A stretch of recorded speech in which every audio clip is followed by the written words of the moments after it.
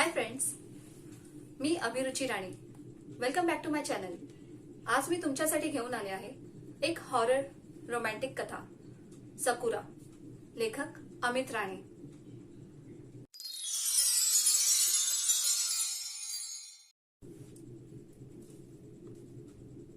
टोकियोच्या हानेदा एअरपोर्टवर अनयचं JAL 747 land झालं आणि त्या धक्क्याने अनय एकदम भानावर आला. भविष्यात नक्की काय वाढून ठेवलंय ह्याच्या काळजीने त्याचा घसा आतापासूनच कोरडा पडू लागला होता. अनय दीक्षित मुंबई IIT मधून सेल्युलर बायोफिजिक्स मध्ये BTech करून आता PG साठी त्यांनी जपानच्या टोकियो युनिव्हर्सिटीमध्ये पाऊल टाकलं होतं. कॅलटेक नाकारून आपण काही चूक तर नाही ना केली, हीच भीती त्याला राहून राहून सतावत होती. गेल्या वर्षी मुंबईच्या टेकफेस्ट मध्ये त्याची ओळख जपानच्या अकियो फुकुदा आणि एमिको सायतोशी झाली.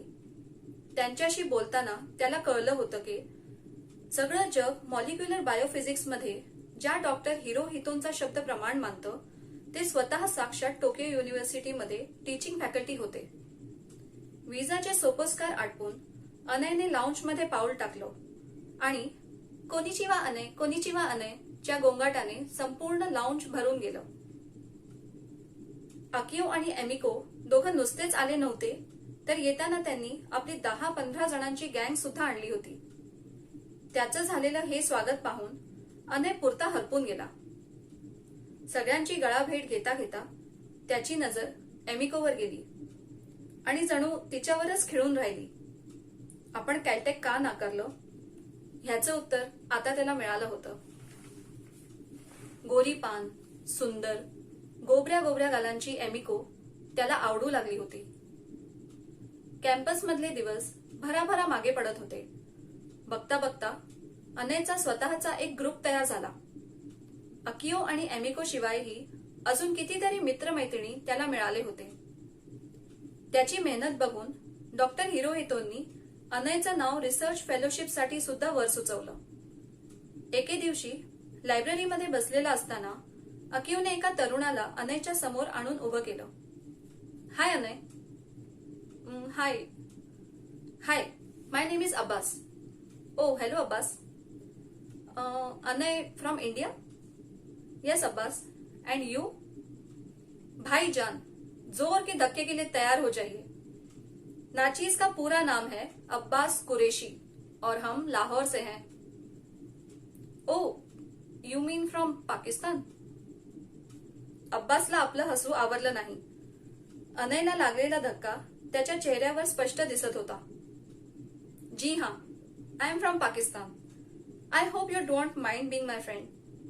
अजी हुजूर, आप हमारे हमसाया वतन से हैं. कभी भाई भाई हुआ करते थे, आज भाई नहीं हुए तो क्या हुआ, दोस्त तो हो ही सकते हैं.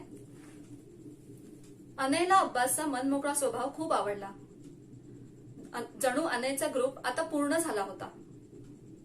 अनय आणि त्याचा सगळा ग्रुप वेगवेगळ्या फॅकल्टीज मध्ये शिकत होते.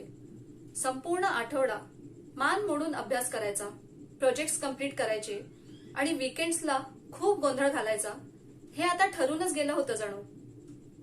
अनय आणि अब्बासच्या रूम्स अगदी एकाच फ्लोअरवर असल्याने सगळा ग्रुप आलटून पालटून अनय आणि अब्बासकडेच पडीक असे. सगळ्यात मजा असायची ती अगदी रात्र रात्र जागून केलेले कॅम्पस मधले गॉसिप्स आणि भूताखेतांच्या गोष्टी. त्यात मधूनच अब्बास हिंदी किंवा उर्दू मध्ये अशी काहीतरी कमेंट पास करी की अनयला अजिबात हसू आवरत नसे. आताशा अनयला जाणवू लागलं होतं हिवाळा जसा जसा जवळ येत होता तसा एमिको मध्ये काही विचित्र बदल होत होता. हसता खिदळता ती मध्येच एकदम विचित्र गंभीर होऊन जाईल. कुठेतरी एकटक बघत राहील. एके दिवशी एक दोनदा सतत अब्बासला तिने हे जाणवून दिलं की त्याच्या कॉलरवर काहीतरी लाल रंग पडला आहे. पण अर्थातच ती सोडून अजून कोणालाच तो लाल रंग काही दिसला नाही. पण नवल घडलं ते पुढेच. दुपारी लॅबमध्ये काम करत असताना सोप सोल्युशनवर पाय घसरून अब्बास खाली पडला आणि त्याच्या कानाला जखम झाली. जखमेतून वाहणाऱ्या रक्ताचे डाग नेमके तिथेच पडले होते जिथे डाग लागले आहेत असं एमिको आधीपासूनच सांगत होती. आज गँग अनयच्या रूम मध्ये जमली होती. सगळ्यांवरून नजर फिरवून अकिओने कॉफीचा एक मोठा घोट घेत सुरुवात केली. गेल्या मेमोरियल डेच्या वेळी माझी कझिन, जिचं नाव मिचिको आहे, तिने ही गोष्ट आम्हाला सांगितली होती. तिच्या फॅमिलीमध्ये घडलेली ही एक सत्य घटना आहे. तेव्हा मिचिकोचं लग्न झालेलं नव्हतं. ती कॉलेजमध्ये शिकत होती. तर तिची एक आंटी होती. एके दिवशी 6 वर्षांची एक लहान मुलगी त्यांच्याकडे राहायला आली. आंटीच्या सख्ख्या बहिणीची ती मुलगी होती. तिच्या आईने घरात काहीतरी वाद होऊन स्वतःला जाळून घेतलं होतं म्हणे. आणि तिचे वडील त्या छोट्या मुलीला मिचिकोच्या आंटीकडे सोडून गेले. आल्या दिवसापासूनच ती छोटी मुलगी, जिचं नाव कायतो असं होतं, ती सतत आंटीला धरून राहे. एकही क्षण ती आंटीला एकटं सोडत नसे. आंटीची स्वतःची मुलगी सतत बिचाऱ्या कायतोला ओरडत राही, माझ्या आईला सोड, माझ्या आईला सोड. पण कायतो मात्र काही केल्या सोडत नसे. एके दिवशी आंटीनं मिचिकोला घरी बोलावून घेतलं. आंटीला 2 दिवसांसाठी बाहेर जायचं होतं आणि तिथे ती कायतोला नेऊ शकत नव्हती. मिचिकोने कायतोला छान सांभाळलं. तिने तिला गाणी शिकवली, गोष्टी सांगितल्या. मिचिकोला जाणवलं कायतो सतत घाबरलेली असे. एकदा तर मिचिको टॉयलेटला गेलेली असताना तिच्या दाराबाहेर कायतो आपला टेडी घेऊन जोर जोरात रडत उभी होती. तिला कुशीत घेऊन झोपवता झोपवता मिचिकोला जाणवलं की कायतोच्या टेडीचा काही भाग काळा पडलाय, जळून काळा ठिक्कर झालाय. रात्र आली तशी मिचिकोने कायतोला कुशीत घेऊन झोपवायला सुरुवात केली. रात्री कधीतरी काहीतरी विचित्र आवाज ऐकून मिचिकोला जाग आली. तेव्हा तिला जाणवलं की कायतो तिला गच्च धरून हळूहळू रडते आहे. भीतीने जणू तिची दातखिळीच बसलीये. मिचिकोने कळवळून कायतोला घट्ट आपल्या मिठीत घेतले आणि तिला थोपटू लागली. तिच्या घाबरण्याचे कारण विचारू लागली. कायतो म्हणाली, मला मला मला त्याची भीती वाटते. ते ते तिथे कोपऱ्यात, ती काळी बाई. कायतो असं म्हणाली तेव्हा माझ्या कझिनच्या काळजाचा ठोकाच चुकला. कायतोला घट्ट छातीशी धरत तिने मागे वळून पाहिलं. तिच्या पाठीच खोलीच्या त्या अंधारा कोपऱ्यात काहीतरी काळं कभिन्न उभं होतं. नखशिखांत काळं भोर, आपल्या पांढऱ्या शुभ्र डोळ्यांनी कायतोकडे एकटक पाहणार. सकाळ झाली तशी मिचिकोची आंटी परत आली. मिचिकोने तिला विचारलं की कायतोच्या आईचा मृत्यू नक्की कशाने झाला होता. आंटी म्हणाली, जाळून घेतलं होतं तिने म्हणे. उगाचच चौकशा नको म्हणून तिचे अंतर्विधी सुद्धा नीट नाही झाले. ती आजही कायतो बरोबर सतत वावरते. मुलीच्या काळजीने तिला अजूनही मुक्ती मिळालेली नाही. कायतोला हे माहीत नाही की तिची आई आता या जगात नाही आणि जिला ती घाबरते ती पडछाया बिचाऱ्या तिच्या आईचीच आहे. आंटीचा निरोप घेऊन मिचिकोने पोर्च मधून मागे वळून पाहिलं तेव्हा कायतो खिडकीतच उभी होती तिला निरोप द्यायला. आणि तिच्या मागे होती तीच ती काळी आकृती. गोष्ट संपवून अकिओने वर पाहिलं. खोलीत संपूर्ण शांतता पसरली होती. मध्यरात्र कधीच उलटून गेली होती. खिडकीबाहेर भुरूभुरू पाऊस पडू लागला होता. वातावरणात चांगलाच गारवा पसरला होता. सगळ्यांच्या चेहऱ्यावर जाणवत होती एक अनामिक भीती. अकिओच्या कथेवर काहीतरी बोलायला अनयने तोंड उघडलं आणि इतक्यात त्या संपूर्ण भागाची वीजच गेली. संपूर्ण हॉस्टेलचा परिसर अंधारात बुडून गेला. सगळी गँग रूमवर वाटेल तशी पसरली होती. कुणी सेटीवर बसलं होतं, कुणी तिथल्या बीन बॅगवर, तर 1-2 जण अनयच्या बेडवर बसले होते, तर कुणी अनयच्या फुटबॉलची उशी करून तिथे जमिनीवर पथारी पसरली होती. अकिओच्या त्या भीतीदायक कथेवर कुणी काही बोलेल इतक्यात त्या अंधारात खिडकीमध्ये बसलेल्या एमिकोनं बोलायला सुरुवात केली. मी आज तुम्हाला मला अतिशय आवडणारी एक कथा सांगणार आहे. ही भूतकथा नाही, तर ही आहे एक traditional love story. The legend of sakura. Anay आपले संपूर्ण प्राण डोळ्यात साठवून एकटक एमिकोकडे पाहत होता. आजूबाजूला सर्वत्र अंधार होता. बाहेर पडणाऱ्या पावसाचा आवाज इथे आतपर्यंत ऐकू येत होता आणि त्यातच हॉस्टेल मागे असणाऱ्या जंगलातल्या प्राण्यांचा आवाज, रातकिड्यांची किरकिर. वातावरण अतिशय गूढ बनू लागलं होतं. त्यातच खिडकीत बसून बोलणारी एमिको विलक्षण एथेरियल भासत होती. नाजूक, सुंदर, जणू एखादं अनाघ्रात चेरी ब्लॉसम. तर गोष्ट फार फार जुनी आहे, अगदी प्राचीन अर्वाचीन काळातली. तेव्हाचं जपान असं नव्हतं. इतकं प्रगत नाही आणि इतकं सुसंस्कृत तर मुळीच नाही. तर त्या काळात जपानमध्ये सर्वत्र दैन्य आणि अराजकता पसरली होती. मोठे मोठे जमीनदार गरीब जनतेला वाटेल तसं लुबाडत होते. अगदी जपानच्या सम्राटाचं पण त्यांच्या पुढे काही चालत नव्हतं. सर्वत्र जनतेचा त्यांच्या विरुद्ध उठाव, बंड सुरू होतं. संपूर्ण जपान जळत होतं. कितीतरी मोठी माणसं, मोठे मोठे नामांकित योद्धे ह्या लढ्यांमध्ये मारले गेले. सगळीकडे फक्त मृत्यू आणि मृत्यूचं साम्राज्य पसरलं होतं. पण ह्या अशा वणव्यामध्ये सुद्धा ओकिनावाच्या बेटावर एक जंगल होतं, जे आपली शांतता, आपलं सौंदर्य टिकवून होतं. त्या जंगलाच्या काठाकाठापर्यंत वेगवेगळी युद्ध सुरू होती. पण कोणताही योद्धा आपली शस्त्र घेऊन त्या जंगलात शिरत नसे. It's like a secret forest. हिरव्या कंच डेरेदार झाडांनी, वेगवेगळ्या सुगंधी लतावेलींनी ते जंगल भरून गेलं होतं. असं म्हणतात, त्या काळात झाडांना फुलं येत नसत. पानांना सुंदर मधुर सुगंधाची देणगी लाभली होती. अशा त्या सुंदर जंगलात मधोमध एक झाड मात्र असं होतं की ज्याला कधीच पानं येत नसत. ते हळूहळू सुकत चाललं होतं. जणू त्याचा अंत आता अगदी निकट होता.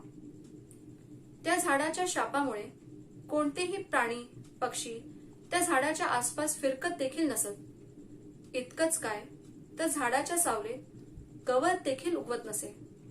जणू काय गवताला पण भीती होती, बांझोटेपणाची.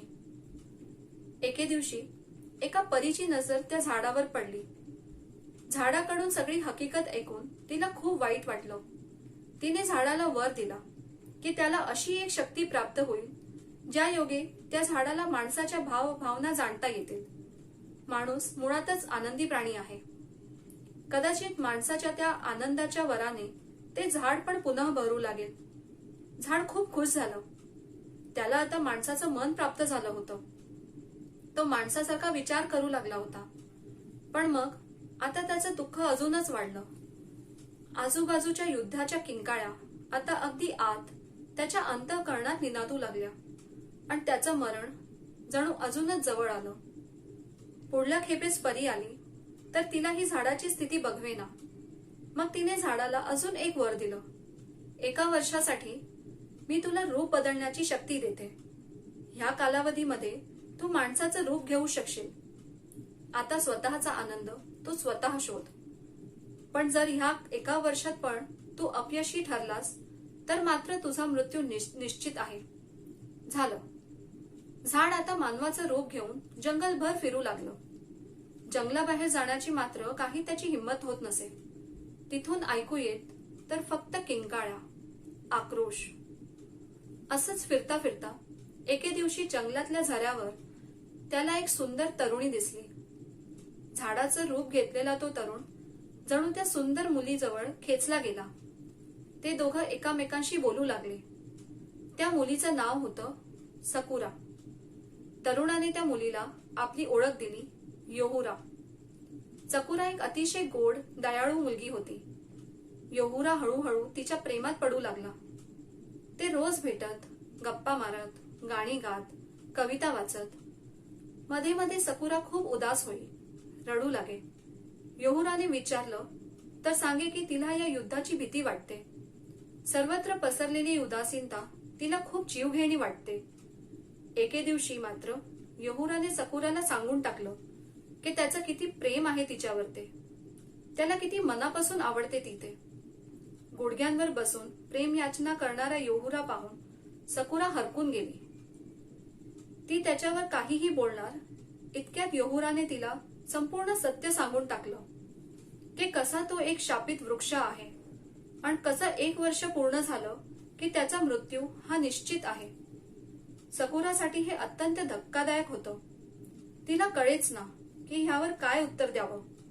असमंजसपणामध्ये ती 2 पावलं मागे सरकली. पण यहुरा काय समजायचंच समजला आणि शांतपणे आपले अश्रू आवरत जाऊन आपल्या जागी उभा राहिला. हळूहळू त्याचं पुन्हा त्या सुकलेल्या मृतवत झाडामध्ये रूपांतर झालं. दिवसांमागून दिवस उलटले. 1 वर्ष पूर्ण होत आलं आणि एके दिवशी त्या झाडाला जाणवलं ती आलीये. त्याच्या जवळ उभी आहे. तिचा हात त्याच्या सुकलेल्या फांद्यांवरून फिरतोय. त्याची प्रिय सकुरा. तिच्या डोळ्यात पाणी होतं. यहुरा परत ये. पुन्हा माणूस हो. मला माहित आहे तुझी मरण वेळ निकट आलीये, पण मी तुला असं मरताना नाही पाहू शकत. यहुराच्या मिठीत पडून रडता रडता सकुराने मान्य केलं की तिचं खूप प्रेम आहे त्याच्यावर. आणि इतक्यात चमत्कार घडला. ती परी पुन्हा तिथे प्रकट झाली. सकुराने तिच्याकडे विनंती केली की दोघांना एकत्र राहू द्यावं. मुग्ध हसत परीने विचारलं, कसा हवाय तो तिला? एक वृक्ष की एक मानव? सकुराने आजूबाजूला पाहिलं. जंगलात सर्वत्र सुगंधी वारं वाहत होतं. शांतता होती आणि जंगलाबाहेरून त्या मानवी वस्तीमधून ऐकू येत होत्या किंकाळ्या. फक्त किंकाळ्या. सकुराने एकही क्षण न लावता यहुराला आपल्याकडे ओढलं आणि ती त्याच्या मिठीत संपूर्ण समावून गेली. तिला आता मानव जन्म नको होता. सगळं समजून उमजून परीने आपली नजर झाडावर रोखली आणि तिच्या मुखातून शब्द उमटले, ओई आणि कोई. आणि जणू चमत्कार घडला. एकामेकांच्या घट्ट मिठीत असलेले सकुरा आणि यहुरा संपूर्णपणे एकामेकात समावून गेले.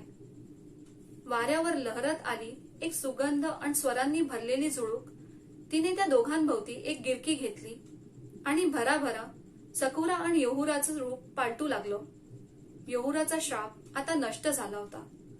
वेगाने त्याच्या सुकलेल्या फांद्यांवर हिरवीगार पानं येऊ लागली आणि पाहता पाहता जपानच्या इतिहासातल्या पहिल्या फुलाने जन्म घेतला. सकुराचं फूल, द ब्युटिफुल चेरी ब्लॉसम. आणि इतक्यात डोळ्यांची पापणी न लावता ते संपूर्ण शापित झाड पांढऱ्या गुलाबी सुंदर चेरी ब्लॉसमने भरून गेलं. पण ही जादू इथेच थांबली नाही.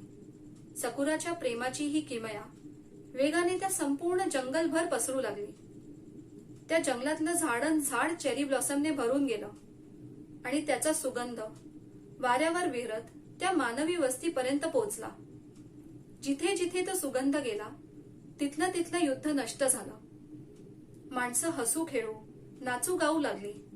पाहता पाहता संपूर्ण जपान चेरी ब्लॉसमच्या झाडांनी भरून गेलं आणि त्याबरोबरच आली शांतता आणि समृद्धी.